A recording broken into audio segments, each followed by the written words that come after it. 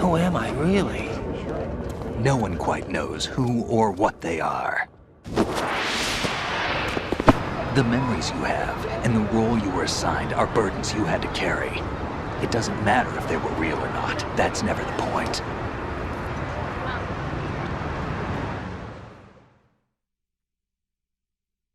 There's no such thing in the world as absolute reality. Most of what they call real is actually fiction. What you think you see is only as real as your brain tells you it is. Then, what am I supposed to believe in? What am I going to leave behind when I'm through? We can tell other people about having faith. What we had faith in. What we found important enough to fight for. It's not whether you were right or wrong, but how much faith you were willing to have. That decides the future. The Patriots are a kind of ongoing fiction too, come to think of it. Listen, don't obsess over words so much.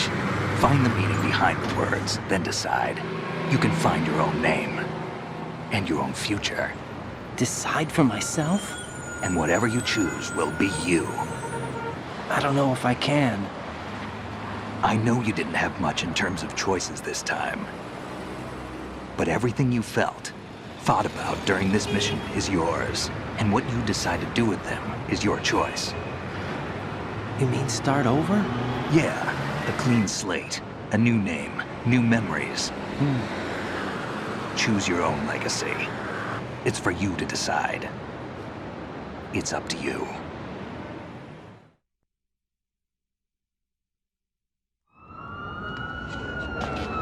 By the way, what is that?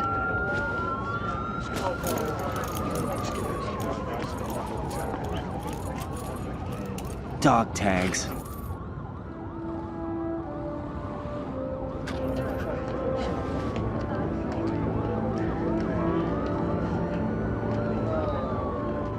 Anyone you know? No, never heard the name before. I'll pick my own name, and my own life. I'll find something worth passing on.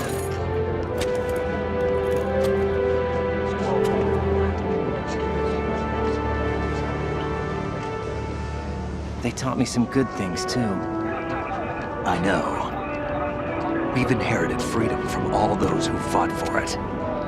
We all have the freedom to spread the word, even me. Snake, what about Olga's child? Don't worry, I'll find him, count on it. As long as you keep yourself alive, he's safe.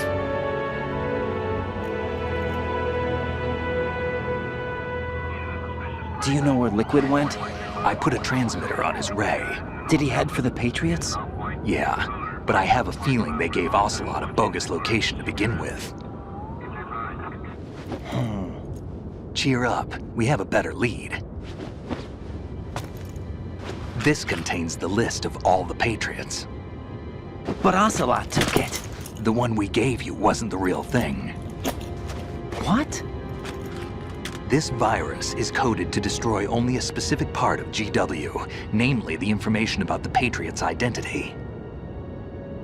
Which means that there's a parameter coded in here that defines what that information is. I get it. Analyze the code and you can probably find out where they operate. Count me in. No, you have things to do first. And people you need to talk to.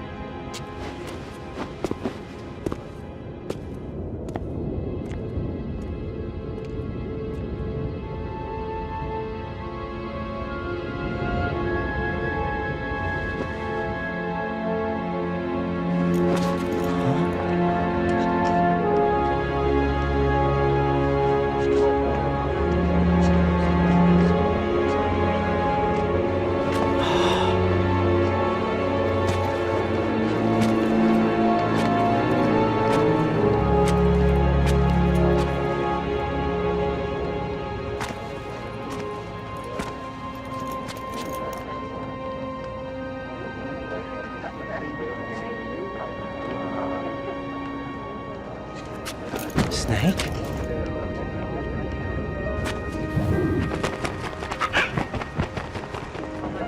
What's wrong? Nothing.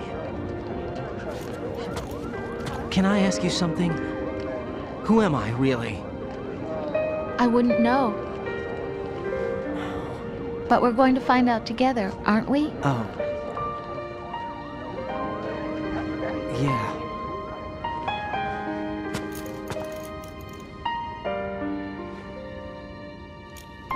See me for what I am, okay? I know.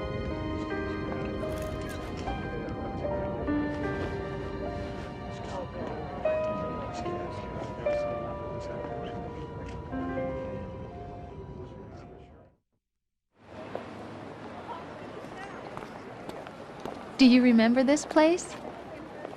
Of course. This is where we first met. I remember now. Today is the day I met you. That's it.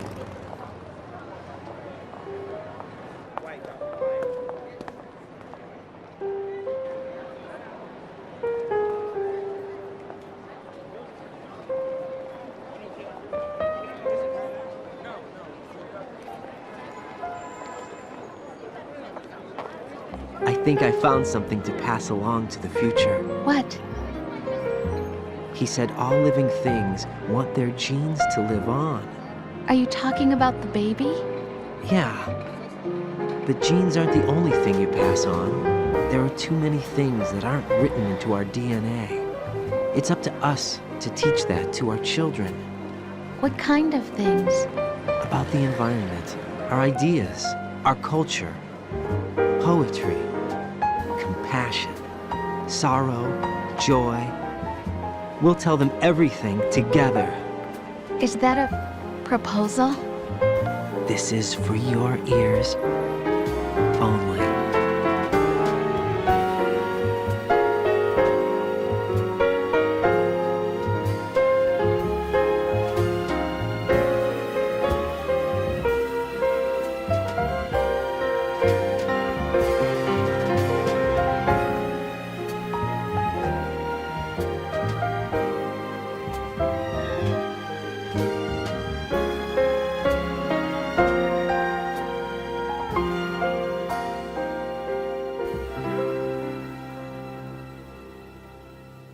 I stare at the stars and the sky up above and think, what am I made of?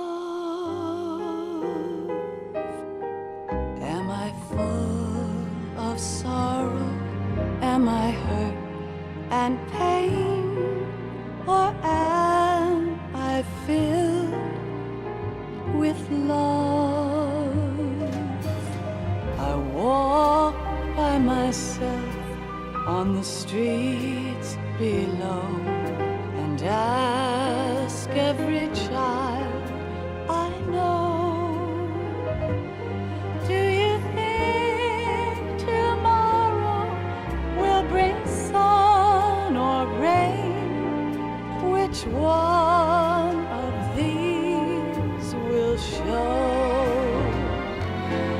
I can't say goodbye to yesterday, my friend.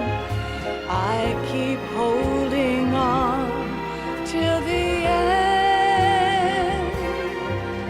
Out of the darkness, there is no other way than the light leading to yesterday. It's there that I'll find inner peace, not war, and dreams that I let slip away. I'll find the joyfulness I'm looking for way back in yesterday.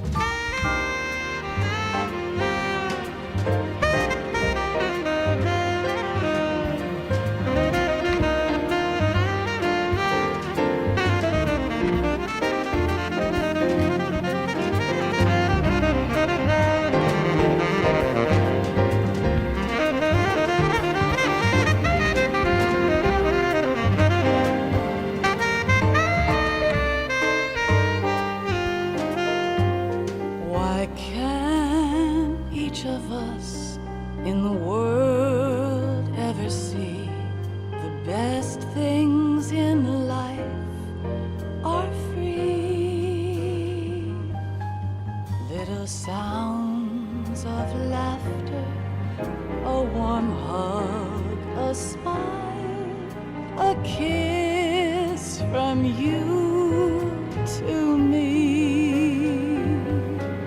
I fall to my knees, I cry and I cry. Love, do not pass me by. Happy ever after, please stay for a while.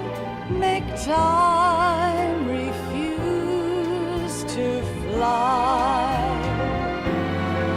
I can't say goodbye to yesterday, my friend, 'cause I know how good it has been.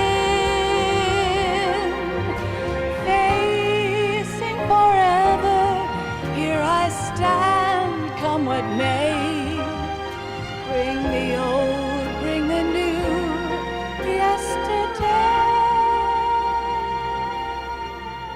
It's there that I'll find inner peace, not war, and dreams that I let slip away.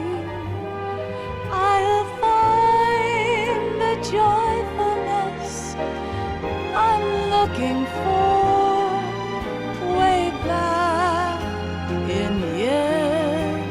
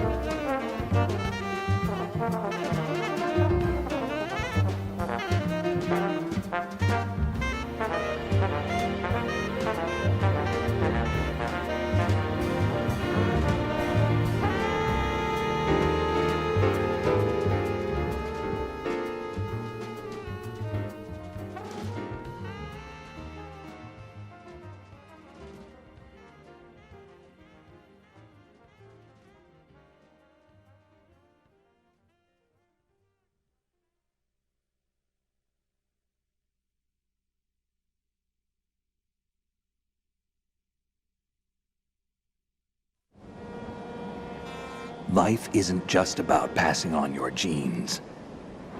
We can leave behind much more than just DNA. Through speech, music, literature, and movies, what we've seen, heard, felt, anger, joy, and sorrow. These are the things I will pass on. That's what I live for. We need to pass the torch and let our children read our messy and sad history by its light.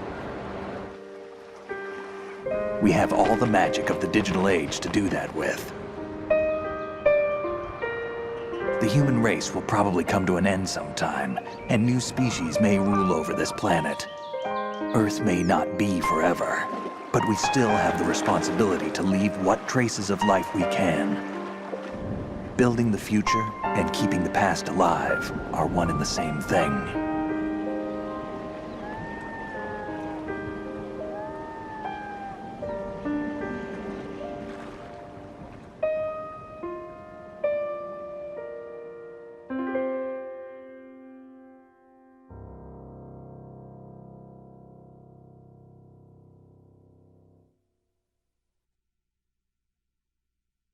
Snake, you there?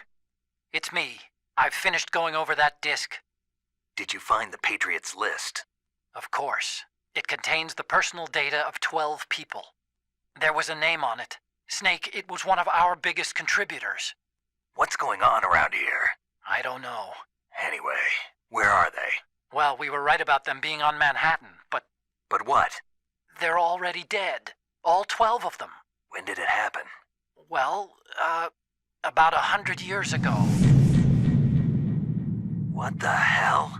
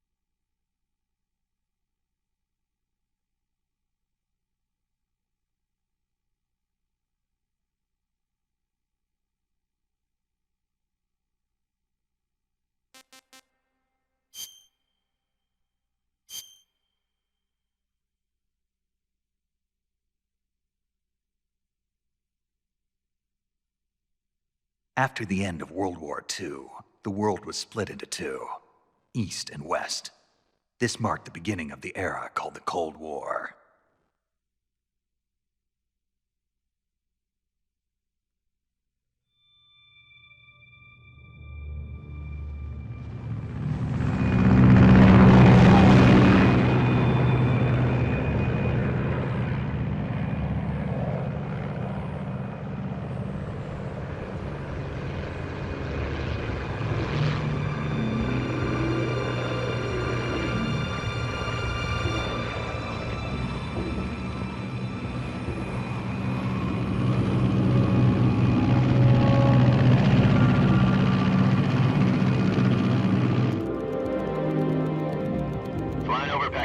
Altitude 30,000 feet. Approaching Soviet airspace. 20 minutes to drop off. Commencing internal depressurization. Equipment check. Arm main parachute. All right. You ready to go? Drop zone still showing a high pressure mass. Cav okay. Good. We've got high visibility.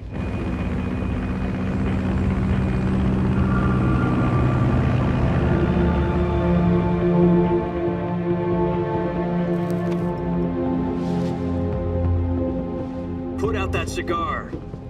Connecting oxygen hose to interior connector. Put on your mask.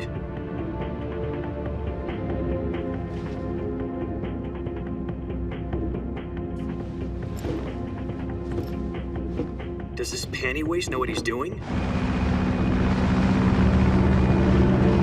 Approaching release point. 10 minutes to drop off. Hey, are you deaf? He said put out the cigar and put on your mask.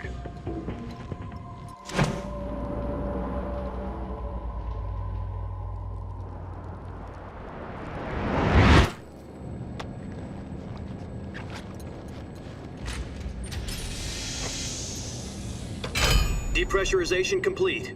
Checking oxygen supply. 6 minutes to drop off. Opening rear hatch.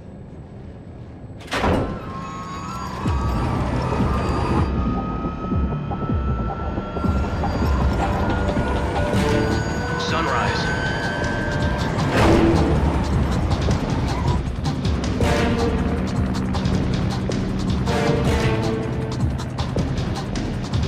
External temperature minus 46 degrees Celsius. 2 minutes to drop off. Stand up. You'll be falling at 130 miles per hour. Try not to get frostbite from the wind chill. 1 minute to drop off. Move to the rear.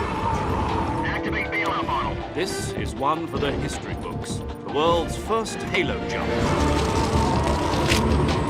10 seconds to drop off. Stand by. Status okay. All green. Prepare for drop-off. Countdown. 5, 4, 3, 2, 1. Spread your wings And fly. God be with you.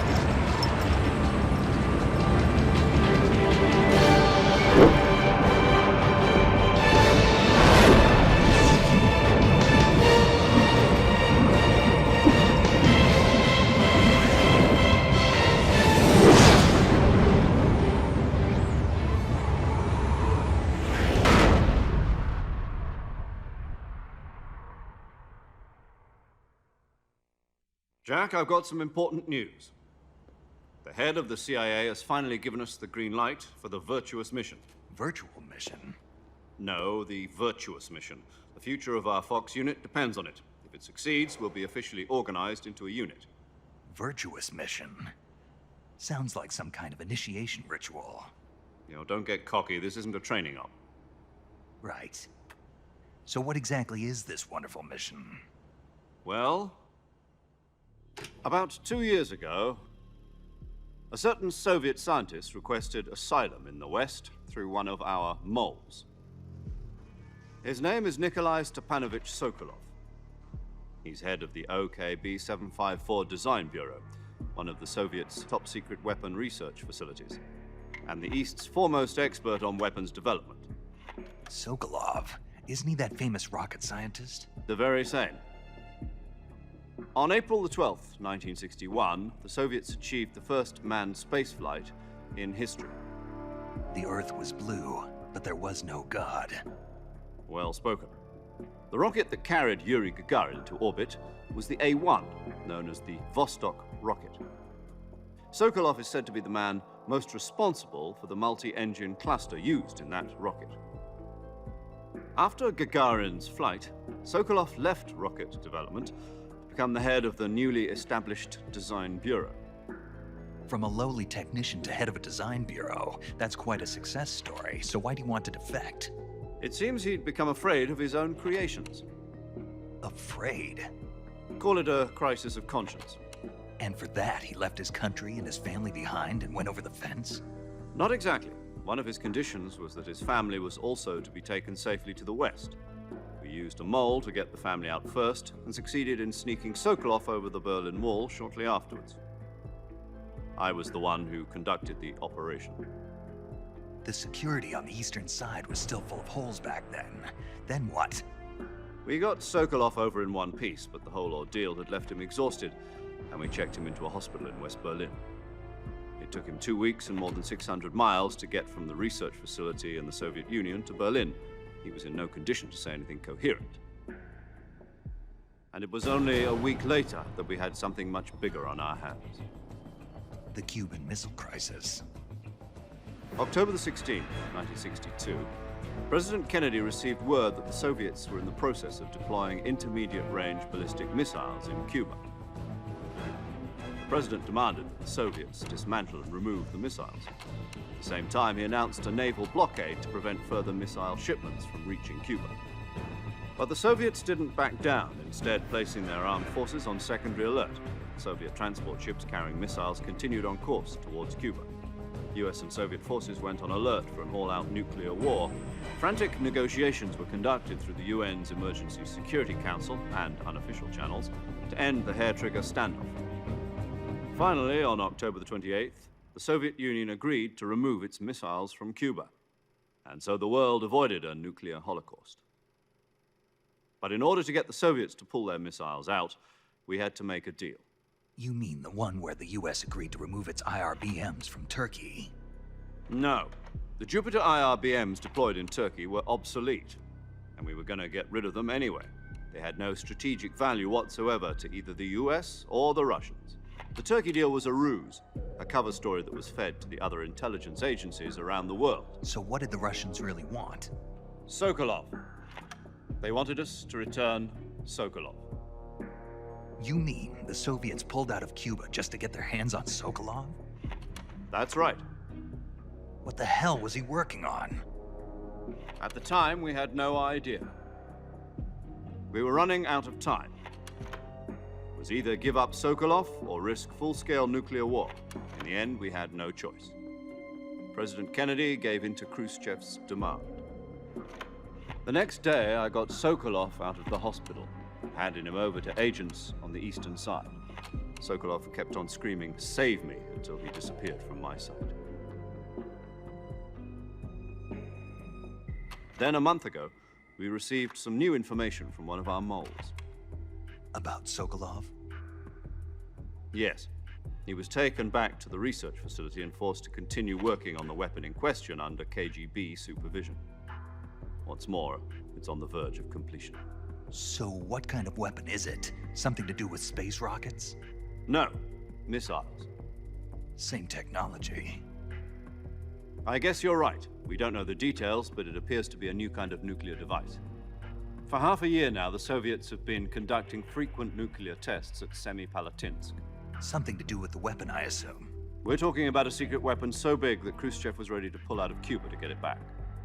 Is Sokolov still in the facility? No. According to our intelligence, he's in Selinoyarsk, a place in the mountains about 3 miles to the west that's known as the Virgin Cliffs. The Virgin Cliffs. Nice name for a virtuous mission. They moved him there just recently. Why? Apparently, they're conducting a field test of the weapon, but it's our best chance to get him back. This mission would never have been possible if he was still in the research facility. This is our last chance. Sokolov must have known that too when he contacted us.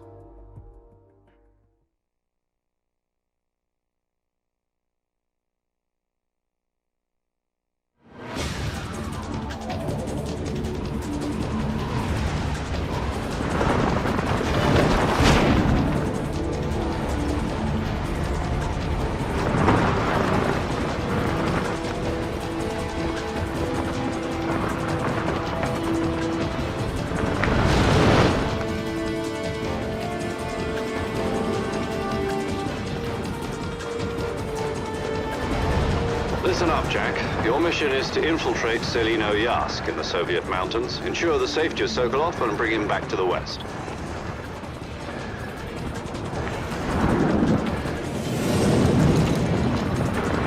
If we don't get Sokolov back before that weapon is complete, we'll be facing a major crisis.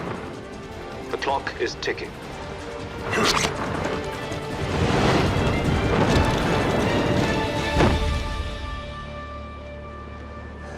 Once we've confirmed the rescue of Sokolov, stand by at the recovery point.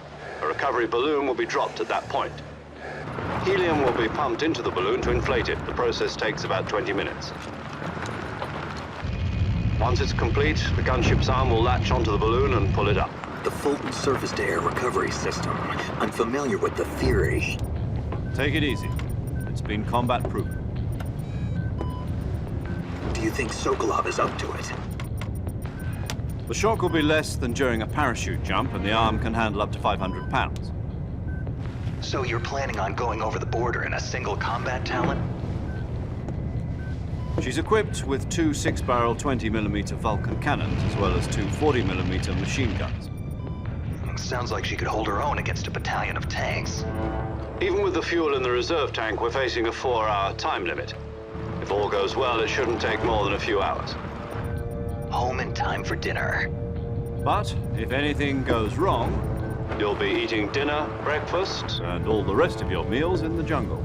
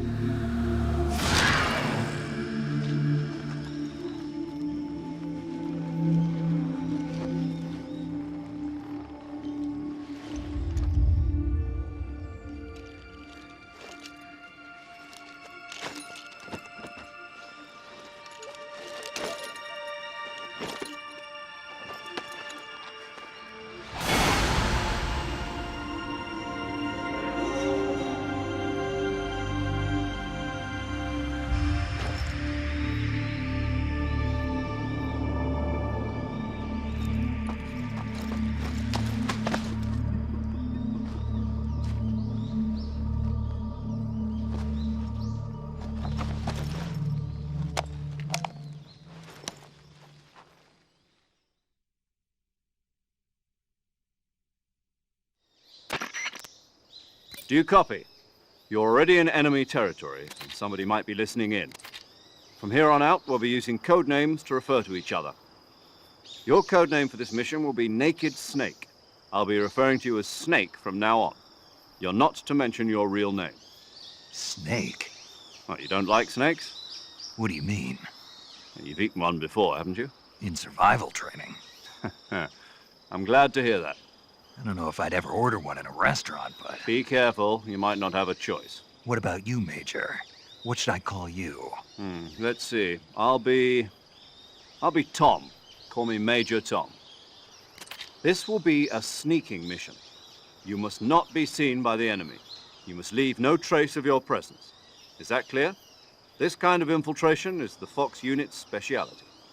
In other words, weapons and equipment are procured on site. That goes for food as well. You're completely naked, just as your name implies. Great. Now I see why you asked me if I like snakes. I suppose calling me Snake was your idea of a joke, too. No. There's a good reason for that. I'll tell you later when the time is right. Gotcha. Getting back to the subject, how exactly am I supposed to feed myself?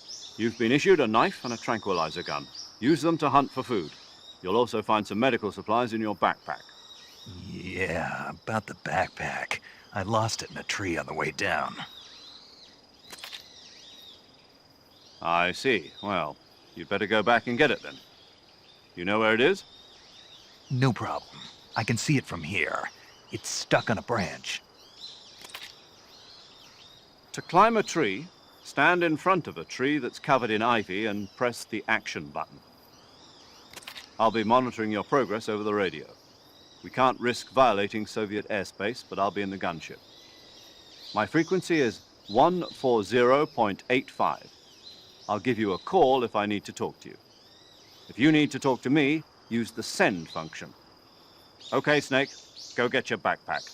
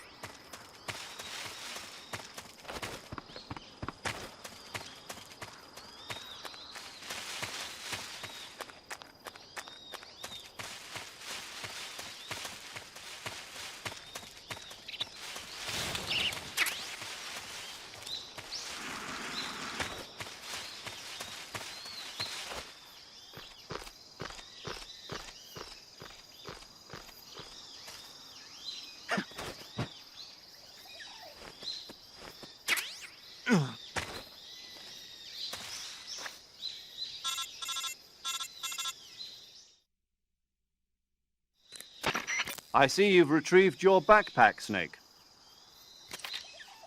To equip a weapon, it's necessary to take it out of your backpack.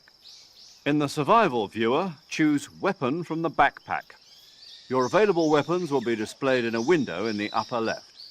From that list, choose the weapon you want to equip and press the Enter button.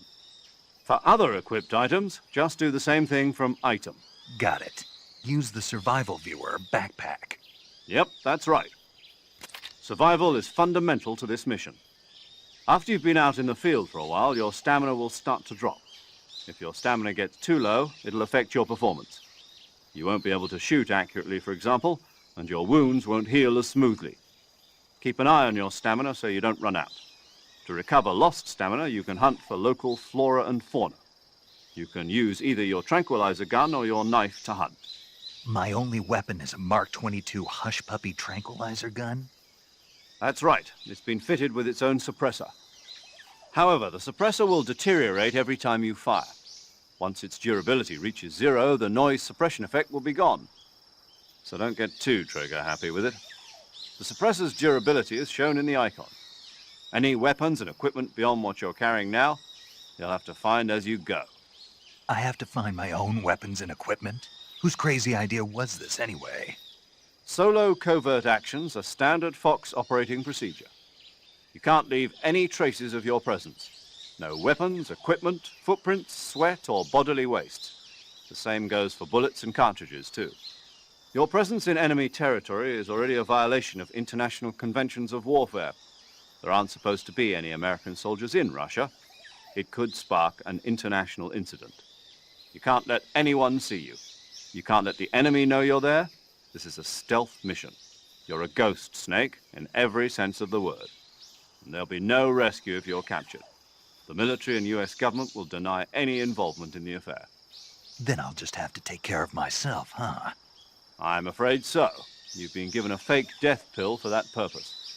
SIS guidelines stipulate that soldiers on covert ops like this one be issued a potassium cyanide capsule. Tape it to your body so you can take it when you need to. How generous of you. Use it if you're taken prisoner by the enemy. It'll send you into a state of false death for a short time. Fooling them into thinking that I'm really dead. So, how do I come back to life? Just take the revival pill. You mean that thing they put in my tooth before the mission? That's the one. But be careful. If you remain in a state of false death for too long, nothing will be able to bring you back. Remember that. I'll keep it in mind. You said this was a solo mission, right? Right. I guess that means I can't count on any reinforcements. Correct. The mission rests entirely in your hands. A real one-man army. Relax. There's a support team ready to back you up over the radio. Who? I'll introduce them to you. This time, survival is of utmost importance. The first member of the support team will be in charge of monitoring your physical condition, acting as a medic, so to speak, as well as recording your mission data. She's a member of Fox as well, and she's here on the gunship with me. She? Hello, Snake. I'm paramedic. Nice to meet you. Paramedic. As in a medic who comes in by parachute. Aren't you going to tell me your real name? Are you going to tell me yours, Mr. Snake? My name, huh? It's John Doe. And they call you Jack for short. You're a regular Captain Nemo. A name means nothing on the battlefield. After a week, no one has a name. What's your name? Jane Doe. Very funny.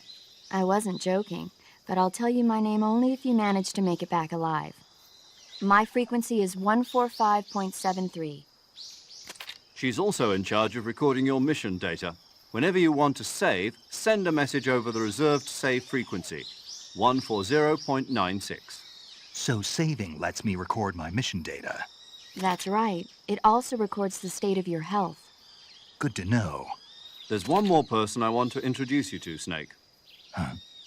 Speaking of snakes, you remember the boss, don't you? A legendary soldier and your mentor. Actually, it was the boss that got the DCI's authorization in the first place. She's going to be serving as Fox's mission advisor. The boss is? She also helped me plan this mission. She and I were at SAS together. Jack, is that you? How many years has it been?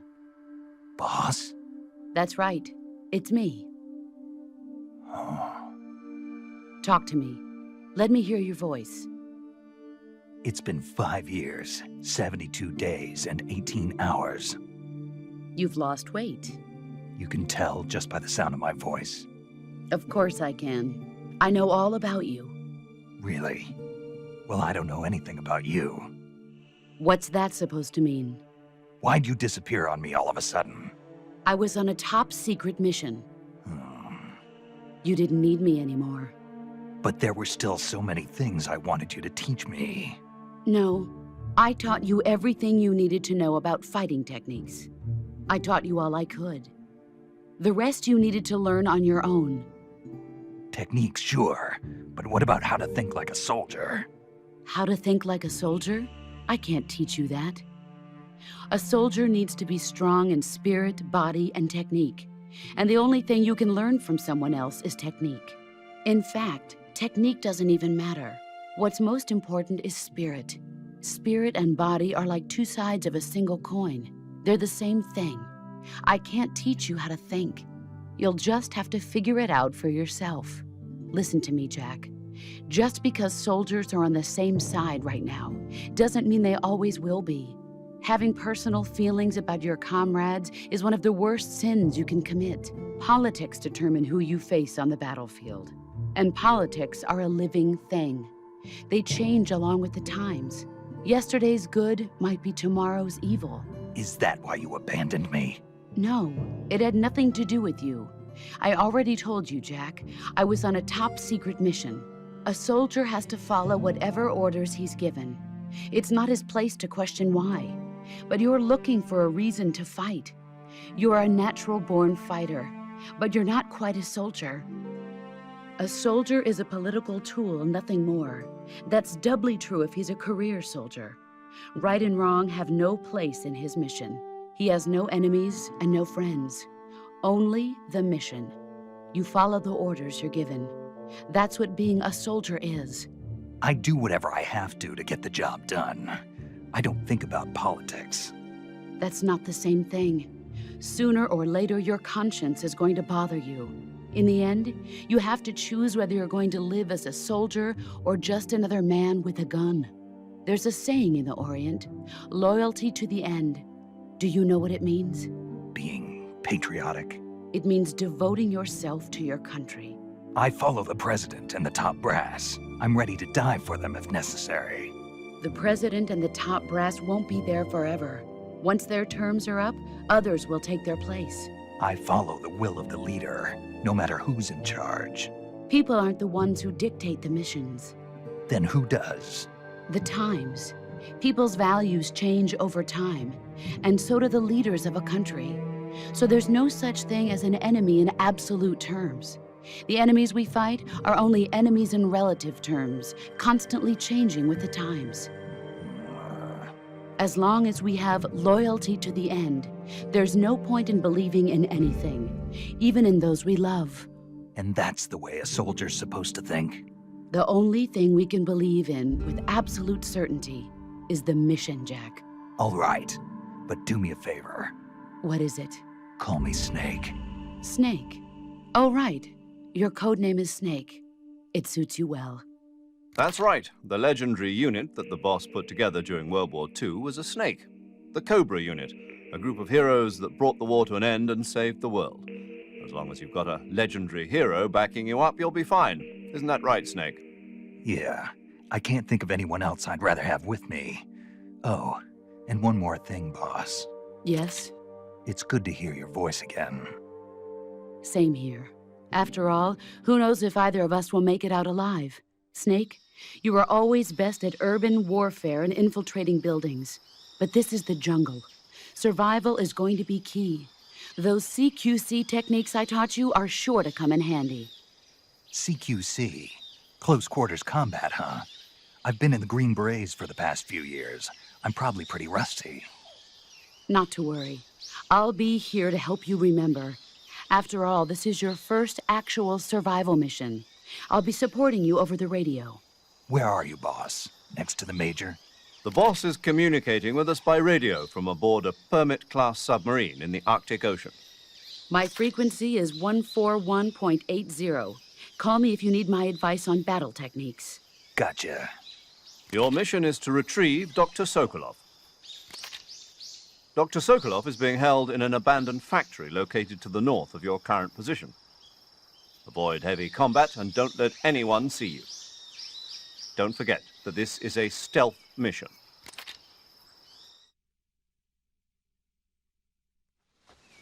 Snake, try to remember some of the basics of CQC.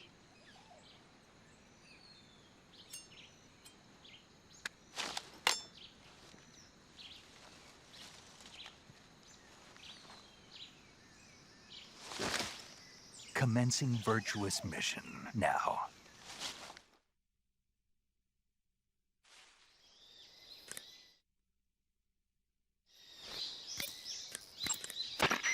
Saving the game, Snake?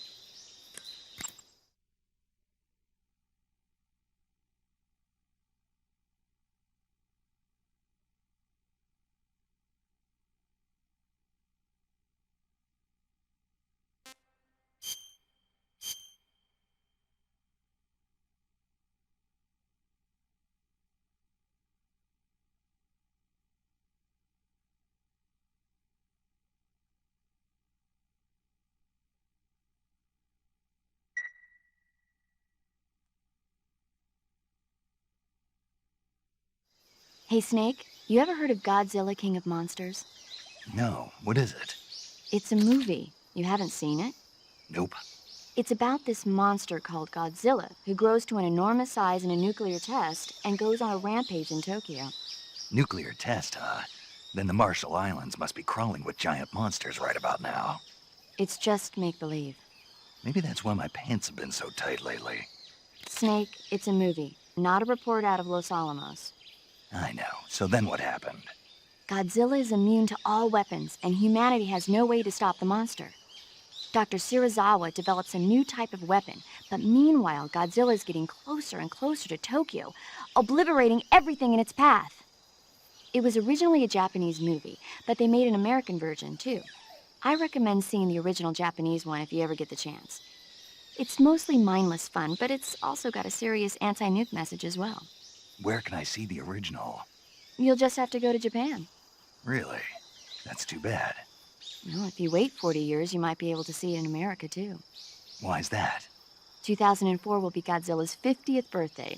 You think they're still going to be making Godzilla movies then? Of course! Everybody loves Godzilla. You sure know a lot about movies. I don't suppose you're the movie-watching type, are you? Not really. Okay, then I'll tell you everything I know. When the going gets tough, movies can save your life. It's always good to be able to look at things from a different perspective when you get in a jam. That's the magic of movies. No kidding. Well, I guess it might at least make a nice distraction. That's the spirit, Snake. Have a little fun.